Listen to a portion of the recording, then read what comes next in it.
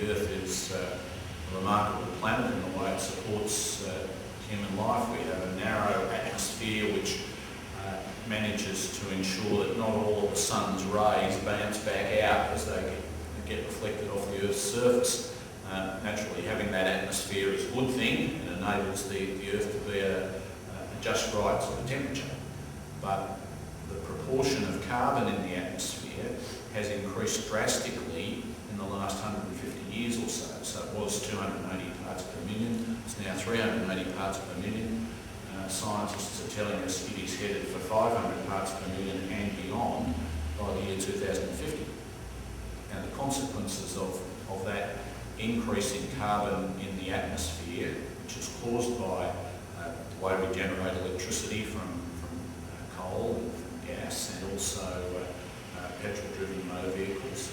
The consequences of that increase in carbon in the atmosphere are that our planet's weather is changing.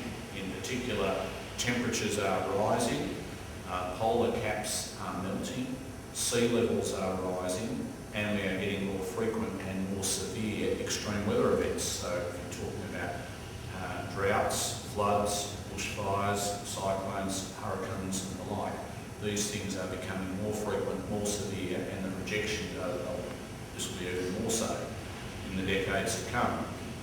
The consequences for Australia are very severe.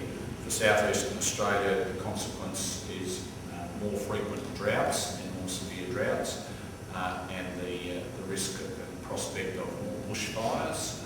Obviously, if the place is hotter and drier, that poses a greater bushfire risk.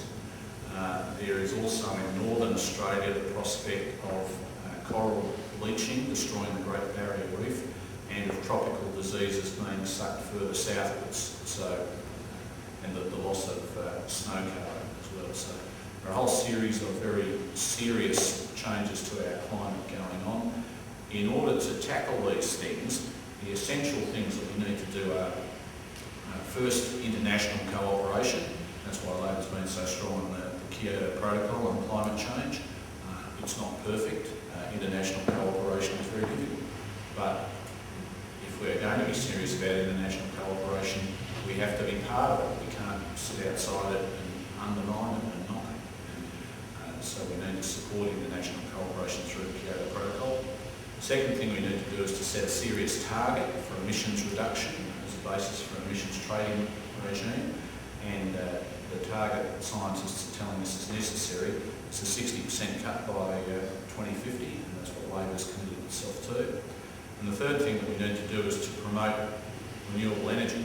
That's wind power, solar PV, geothermal, the various alternative energy sources which don't generate the carbon emissions and which are sustainable. So we believe that the mandatory renewable energy target needs to be lifted substantially, and unfortunately our government hasn't been interested in renewable energy, so we simply haven't had an increase in the target, and we're not getting the investment in renewable energy that we need. I've got a question. I was just wondering what Labor's doing about the water shortage. And it's a good point. The water has been it's been poorly handled as a policy issue for years. The various states have been acting to deal with their own water problems, and so, for example, I mentioned climate change before causing a drying out in the southern areas, and Perth has gone in the direction of a desalination plant, and Sydney and Melbourne are now doing likewise. We'll need to do more in the way of water recycling and the like. Now, in terms of the national situation, we have said that we will convene a water summit of the various states and their representatives, and people who are involved in the water industry, people who are dependent on it in terms of agriculture, and those interested parties to try and get the right policies in place to drive better use of water. We do need to use water more wisely. We've undervalued it in the past, and indeed through the Murray-Darling Basin in years gone by, irrigators essentially paid nothing for the water. They were only being charged for the water infrastructure, the the cost of the pipes and the cost of the water authorities and so on to operate them, but they weren't actually paying anything for the water.